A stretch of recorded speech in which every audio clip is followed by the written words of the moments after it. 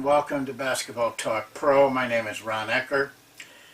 Today I'm going to introduce to you a 3-on-3 drill that I have to make a little explanation for it. Be very careful with this drill. I don't use it early in the year. I use it after our players are very comfortable with both the offense and defense, because it puts a lot of pressure on both the offensive players and defensive players. And you'll, at the beginning of this, when you're running it, even with experienced players, there will be a lot of moments where it's very dead, where they can't quite find what they want to do either way. It takes a little time. You'll have to run this drill a number of times, but once you get through that, if you have the patience then and the discipline, then you will find that this drill really hones your offense and your defense. It kind of brings it all together. It forces players to think differently, find different situations rather than what they see in 5-on-5 or even 4-on-4. Now I'm going to start with the mechanics of the drill, because I think that's important how you run it. I think any drill is good if you run it right. So many coaches don't run their drills right. They're not prepared. They don't emphasize the right things. They're not aware of things, teaching points. But if you're ready for it and you teach it right, this will be an important thing, even though it may seem small to you. You got 6 players on the team, on the floor at one time. I do not play with 2 groups at different baskets. I would rather have less repetitions, but have each repetition a good one. A lot of times, and it doesn't make much difference who, it isn't the assistant's fault, but those guys down there with an assistant just aren't into it, like the group at this end where the head guy is. So I keep them all together. Excuse me. You know, if you have 12 players, it works out nice. You just have 2 groups. This team runs it until they lose the ball. Then this team gets defense. And we always bring it back out and start it. It's not, you know, get it out to past the free throw line and then you can go. We make sure everything is set first. Then the next group comes in. If you don't have 12 players, and a lot of times we didn't, and you may not, then you just have to substitute. So that if this is the team with the light jerseys and this is the team with the dark jerseys, and they start, the light jerseys start, when it comes back to their turn, then both players on both teams substitute in. So they might be taking one player out on one team, maybe 2 players out on the other team. So players are going to have to, you know, run 2 in a row a lot of times before they get a rest.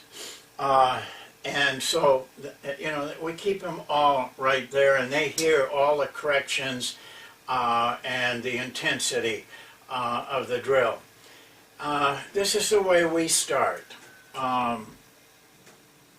Ball in the middle, 2 wingmen. It's, you know, we feel we can only use the monk offense and the monk offense rules, the freelance offense.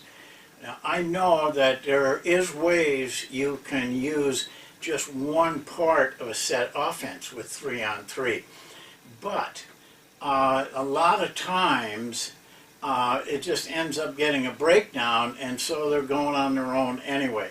I've never felt comfortable with doing that with 3-on-3. You can do it with 4-on-4 better if you're short of players.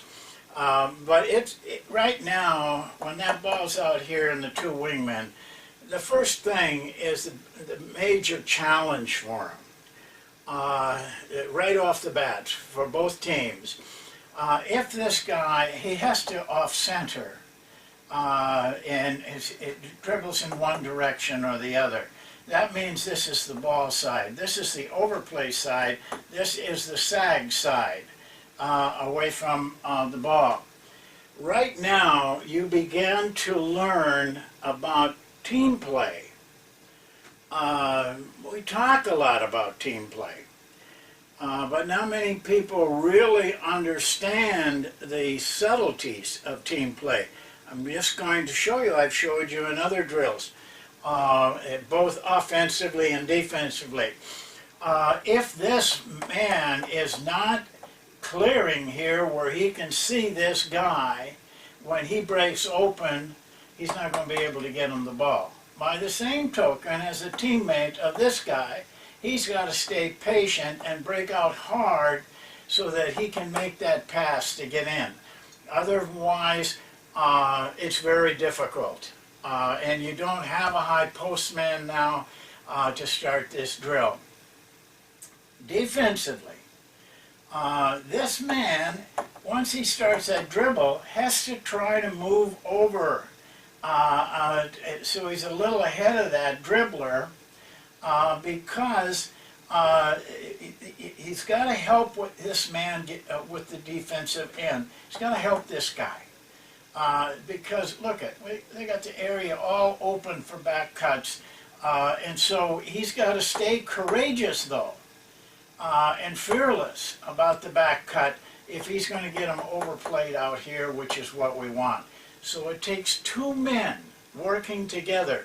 If this guy gives a lot of passing room and has his hands down, I see it all the time. Guy drops off almost 2-3 feet, then it's got his hands down. Well, that passer can make any pass he wants to. Now this guy's got a tough job. You got to help that guy out by having your hands up and in the right position where that pass is difficult. That's teamwork. That's the subtleties of teamwork. Two guys knowing what they can do to help each other. And this is the third man that helps.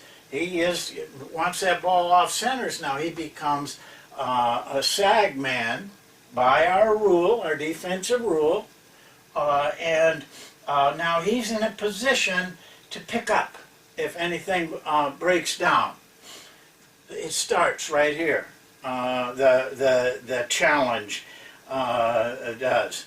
So once they pass the ball, in the Monk offense, this guy has got to cut, and then they're on their own. Then they have to find ways to make the thing happen.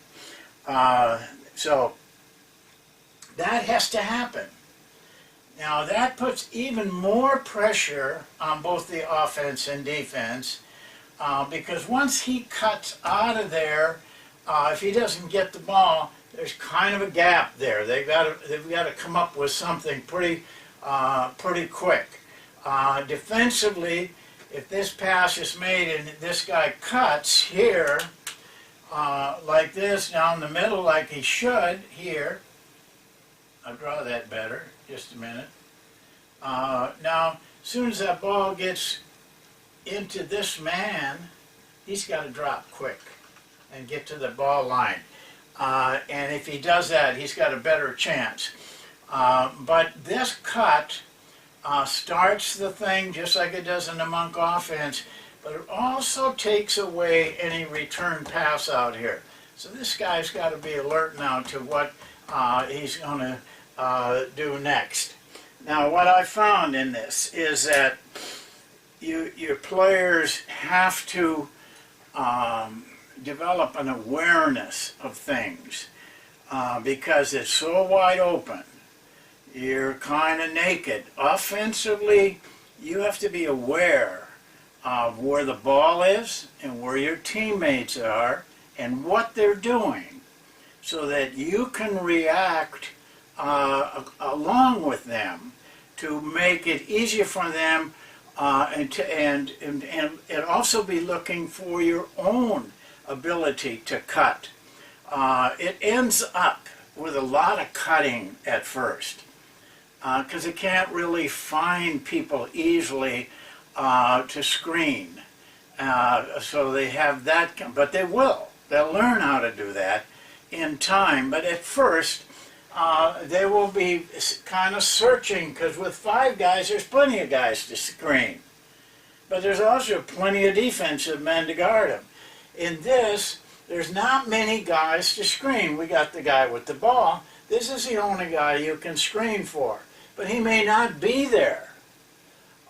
He may cut up here to create a passing lane, which is part of our rules on the Monk offense. Or he may, when this guy's cutting, he may cut to the post-up, which is according to the rules of the Monk offense. So now you would have something that looked like this. If 3 makes this cut, he has cut into the post-up. 2 is here with the ball. We have defense on him, defense here, and defense here, playing the ball line rules. So now you have another situation of teamwork. These 2 men working together to make it difficult to pass. They will do that if they're on that outside shoulder a little bit and their hands are up and they're not dropping off. But if they drop off their man and drop their hands, now this guy can feed that guy, and this guy's got a tough job. By the same token, this guy can't sit back here and allow an easy pass even if this man's working hard. They got to work together, and this guy is the third element of helping defensively. Now, again, on the offense, this is, just the opposite. This guy's trying to get in the position where this man can see him. This guy is trying to, if he hasn't dribbled, he can actually change his position a little bit. Boy, John Stockton was just a master at that. Just move a foot or 2 and get just a slightly better angle. And the offensive player, usually Karl Malone, was right there to get his position where it made it easier for John to throw in there. So now you have that, you've got all this happen, but say they do a good job. One's got to be alert to either come back and provide a passing lane, or he could actually cut to the elbow for a passing lane.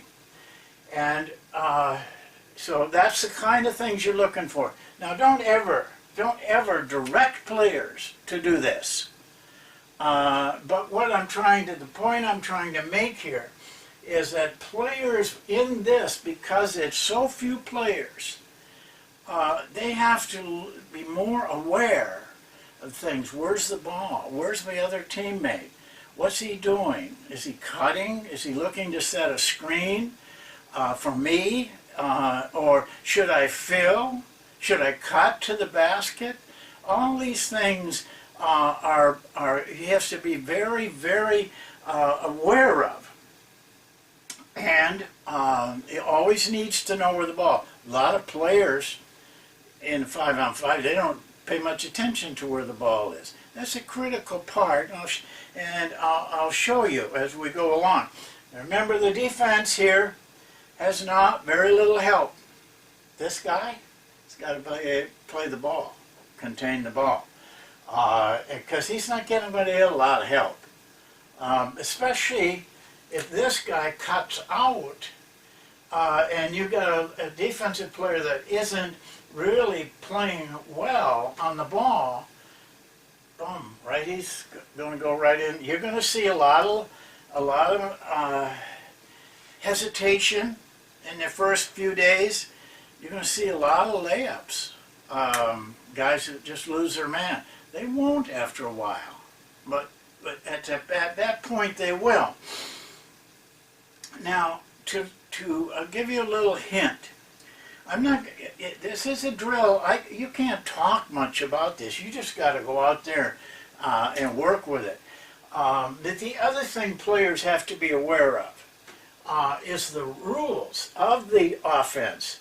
For example, you know, we don't allow screen at the ball. This would be a pretty easy thing for them to do, but we don't allow it. So now you've taken away something from what most people would do. They've got to work without the ball. So, you know, the challenge is right there. But don't start directing. Hey, 3, you could come up here, or you should do this. Let them do it. Let them find it. It will happen with time. It will happen with them learning.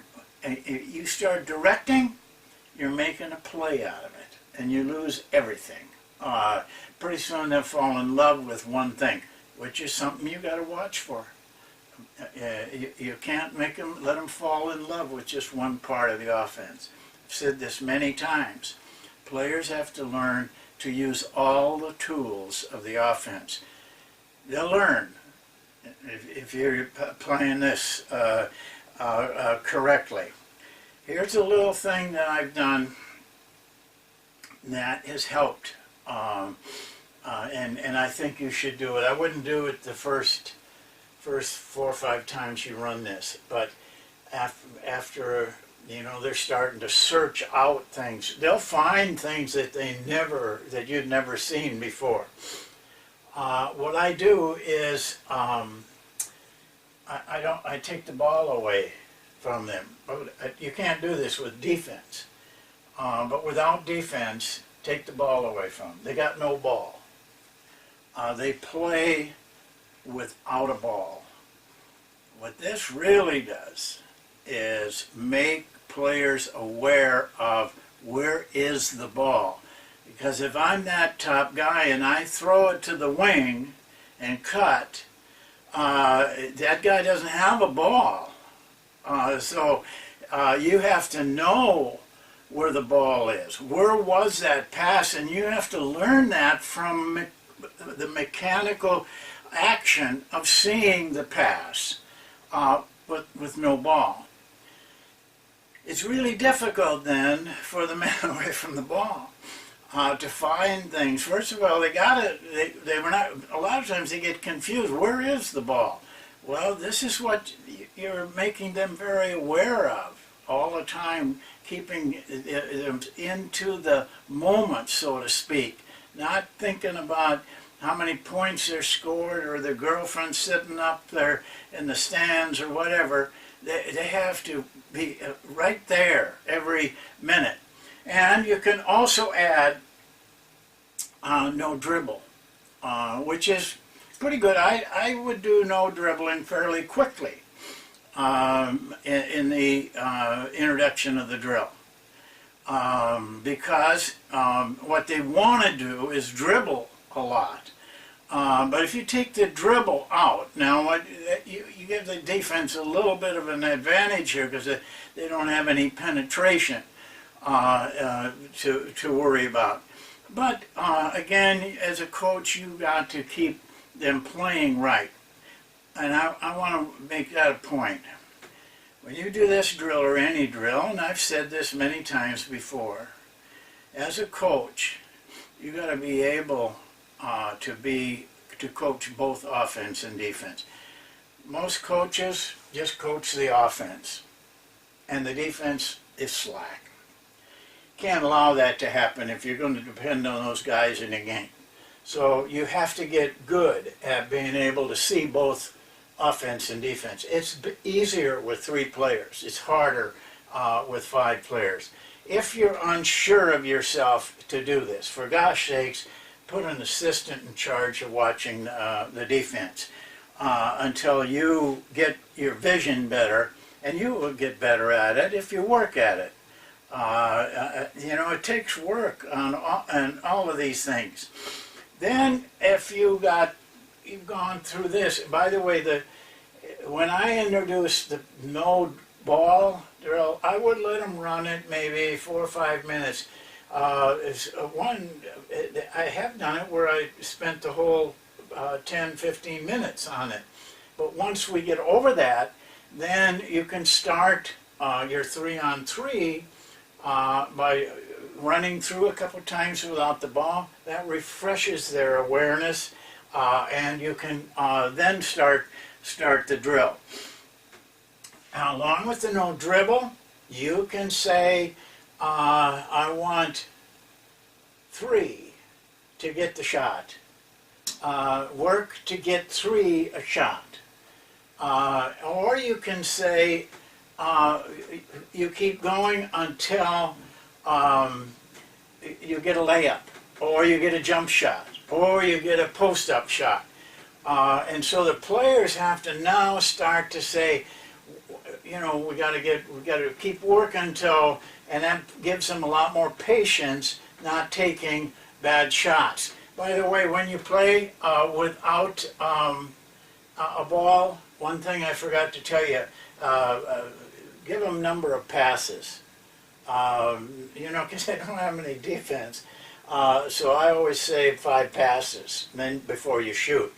That forces them to move the ball, and otherwise they can just throw it to a guy and he can shoot a shot. And but after you do that 5-pass thing, seems like the players pick up on that and realize that they can't do something that they wouldn't do in a game if it was, you know, they realize they won't have any defensive in this, so they don't take advantage of it, is what I'm trying to say. Well, there's not much to show you in this, and I don't want to show you. I want you to let the players learn it. It's a great drill for that.